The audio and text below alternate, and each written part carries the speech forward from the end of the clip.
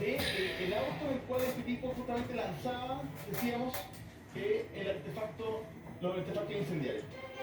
Ahí va, y la investigación está bien avanzada, ruta 68 en este minuto, altura Casablanca, y se puede ver justamente el vehículo de Bondaca en el cual ejecutó el plan.